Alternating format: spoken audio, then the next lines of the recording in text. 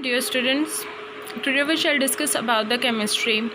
So your unit number is 10 and your chapter name is acid, base and the salts. So open your books and open your page number 21.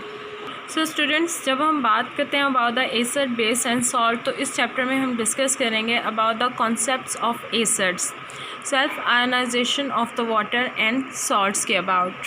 So students, जब हम बात करते हैं about the concepts of acid and the basis, तो सबसे पहले हम देखते हैं कि हमारे पास 3 कॉन्सेप्ट्स होते हैं: आर्हीनियस कॉन्सेप्ट, ब्रोनिस्टेड लॉरी कॉन्सेप्ट और लिविस कॉन्सेप्ट. सो स्टूडेंट्स, जब हम बात करते हैं अबाउट द आर्हीनियस कॉन्सेप्ट, तो हम इसमें ये देखते हैं कि हमारे पास एसिड वो सब्सटेंस होता है जिसको जब हम वाटर के अंदर से पास आउट करते हैं तो हमारे पास H+ आयन देता है, जैसे प्रोटॉन आयन देता है. और जब हम बेस, वो हमारे पास सब्सटेंस होता है कि जब हम इसको वाटर में से पास आउट करते हैं किसी भी सब्सटेंस को, तो वो हमारे पास OH- आयन देता है. जस्ट लाइक आप यहाँ पे एग्जांपल देख रहे हैं कि HCl को जब हम वाटर में से पास आउट कर रहे हैं तो वो H+ आयन मतलब प्रोटॉन दे रहा है और साथ में Cl-, तो इट मीन्स दैट कि ये आर्हीनियस के अकॉर्डिंग एसिड है. और जब NaOH को हम पास आउट कर रहे हैं वाटर में से, तो आयनाइजेशन के बाद ये हमारे पास सोडियम आयन और साथ में हमारे पास OH आयन दे रहा है. तो इट मीन्स दैट कि आर्हीनियस के अकॉर्डिंग ये एक बेस है. नेक्स्ट हम बात करते हैं ब्रोनिस्टेड लॉरी कॉन्सेप्ट की. तो इस कॉन्सेप्ट के मुताबिक हमारे पास एसिड वो सब्सटेंस होते हैं जो कि अपना प्रोटॉन मुकम्मल तौर पर डोनेट कर देते हैं, और बेस वो सब्सटेंस होते हैं जो कि उसी प्रोटॉन को एक्सेप्ट करते हैं. फॉर एग्ज़ाम्पल, आप लोगों के पास यहाँ आप लोग देख रहे हैं HCl है और साथ में वाटर है. यहाँ पर HCl जो है उसमें से H मतलब जो प्रोटॉन है वो मुकम्मल तौर पर डोनेट किया गया है, और इट मीन्स दैट कि ये एक एसिड है. और बेस यहाँ पर वाटर है, चूँकि इसने जो प्रोटॉन एसिड ने रिमूव किया था वही प्रोटॉन को एक्सेप्ट किया है, तो इट मीन्स दैट कि ये बेस है. नेक्स्ट हम बात करते हैं अबाउट द लिविस कॉन्सेप्ट. तो लिविस कॉन्सेप्ट के मुताबिक एसिड ऐसे सब्सटेंस होते हैं जो कि एक्सेप्ट करते हैं इलेक्ट्रॉन के पेयर को और कोऑर्डिनेट कोवलेंट बॉन्ड बनाते हैं, और बेस वो सब्सटेंस होते हैं जो कि डोनेट करते हैं इलेक्ट्रॉन्स के पेयर को और साथ में बनाते हैं कोऑर्डिनेट कोवलेंट बॉन्ड. और इन Lewis acid base concept reactions में हम ये देखते हैं कि कोऑर्डिनेट कोवलेंट बॉन्ड तब बनता है जब हमारे पास एक एसिड और एक बेस प्रेजेंट होती है. जैसे कि आप लोग एग्जांपल देख रहे हैं, एक एसिड बेस यहाँ पे हमारे पास एक रिएक्शन है जिसके दरमियान एक कोऑर्डिनेट कोवलेंट बॉन्ड बन रहा है. इसमें देखें आप लोग यहाँ पर कि हमारे पास जो वाटर है वो मुकम्मल तौर पर इलेक्ट्रॉन पेयर जो है उसको डोनेट कर रहा है, और जब वो डोनेट कर रहा है तो एक H को डोनेट कर रहा है, और यहाँ पर हमारे पास हाइड्रोनियम आयन बन रहा है और साथ में क्लोरीन जो है वो रिलीज़ हो रही है.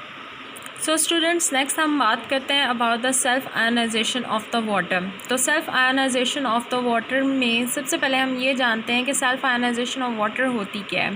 तो हम यहाँ पे ये देखते हैं कि वो रिएक्शंस जिसके अंदर 2 मॉलिक्यूल जो होते हैं वाटर के वो प्रोड्यूस करते हैं आयंस को, उसको हम नाम देते हैं self ionization of the water. Next हम बात करते हैं सेल्फ आयनाइजेशन ऑफ वाटर में कि वाटर जो है वो एक हाईली पोलर मॉलिक्यूल होता है, और जब हम यही 2 वाटर के जो मॉलिक्यूल होते हैं आपस में एक दूसरे के साथ टकराते हैं, तो ये इनमें से एक जो प्रोटॉन होता है, एक जो वाटर का मॉलिक्यूल होता है वो अपने प्रोटॉन को डोनेट करता है, और जो दूसरा होता है वो उसके वाटर के मॉलिक्यूल में से प्रोटॉन को एक्सेप्ट करता है. तो यहाँ पर फिर हमारे पास फर्दर एक हाइड्रो ऑक्साइड आयन बनता है और एक हाइड्रोनियम आयन बनता है. इस आप लोगों को फिर से बता रही हूँ कि जब हमारे पास सेल्फ आयनाइजेशन ऑफ वाटर होती है तो उसका मतलब ये होता है कि वाटर का वो मॉलिक्यूल जो कि 2 मॉलिक्यूल हमारे पास प्रेजेंट हैं और वो रिएक्शन के अंदर आयंस को प्रोड्यूस करें, उसे हम सेल्फ आयनाइजेशन ऑफ वाटर कहते हैं.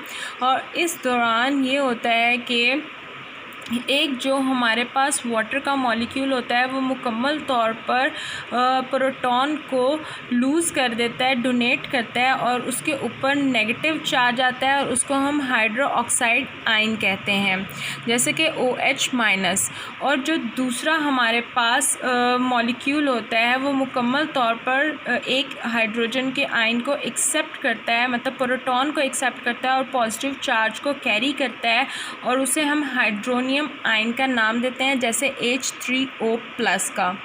नेक्स्ट हम बात करते हैं कि वाटर, हमें पता है कि वाटर एक वीक इलेक्ट्रोलाइट होता है, इसलिए जब सेल्फ आयनाइजेशन वाटर की अकर होती है तो ये बहुत स्मॉल एक्सटेंट के ऊपर होती है। तो हम जब इसका एक्सपेरिमेंटली इसकी कंसंट्रेशन को H+ आयन की और OH नेगेटिव आयन की डिटरमाइन करते हैं तो हम ये देखते हैं कि हमारे पास H+ = OH नेगेटिव जो है वो इक्वल होता है 1 × 10⁻⁻7 m एट 25 डिग्री सेल्सियस के। मतलब ये कि 25 डिग्री सेल्सियस के ऊपर हमारे पास जो हाइड्रोजन आयन और साथ में हाइड्रो ऑक्साइड आयन होता है, इसकी जो कंसंट्रेशन होती है वो 1 × 10⁻⁻7 के इक्वल होती है।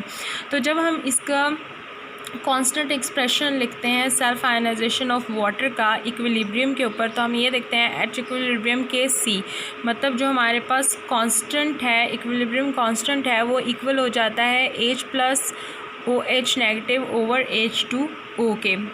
फिर हम बात करते हैं कि चूँकि हमें ये पता है कि वाटर एक वीक इलेक्ट्रोलाइट होता है, इसलिए जो कंसंट्रेशन होती है वाटर की वो सेम रहती है, कांस्टेंट रहती है।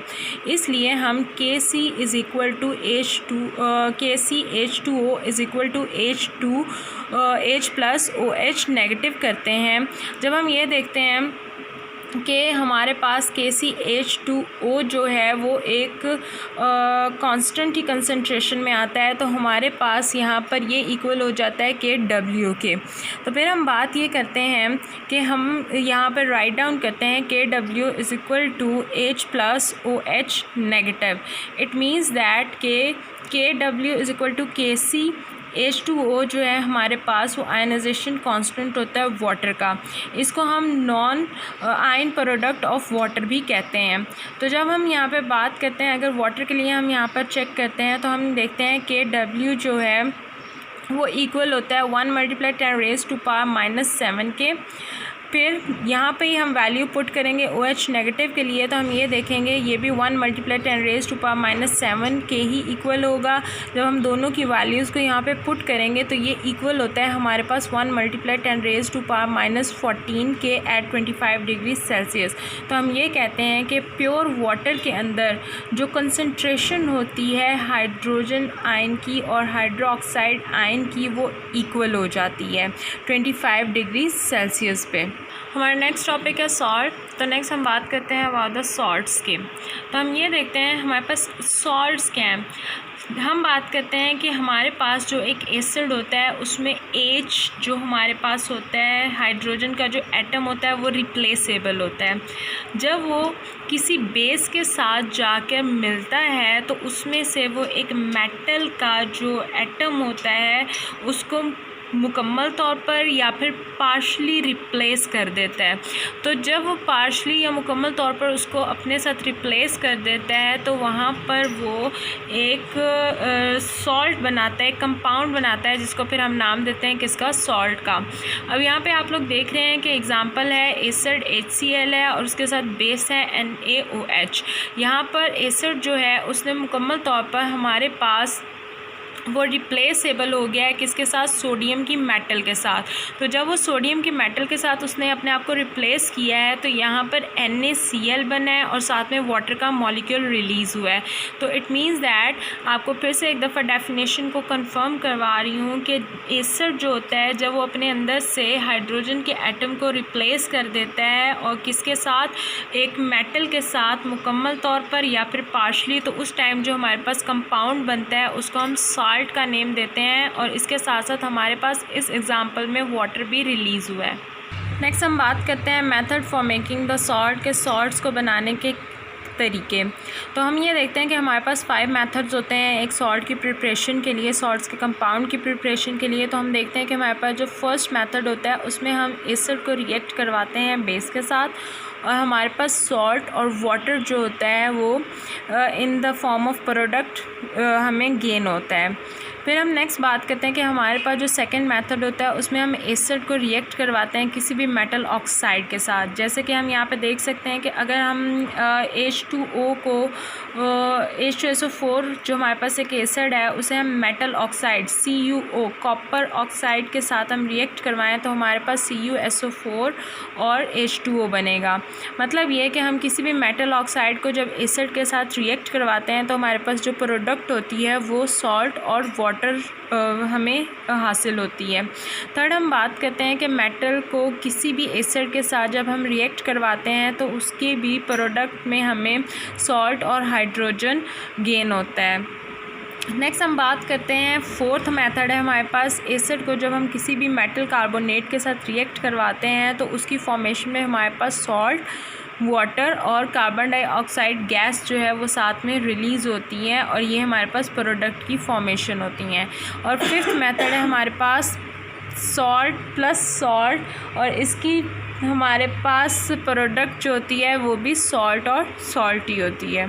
सो स्टूडेंट्स हमारा आज का लेक्चर यहीं पे ख़त्म होता है। Stay at your home, stay safe, Allah हाफ़िज़।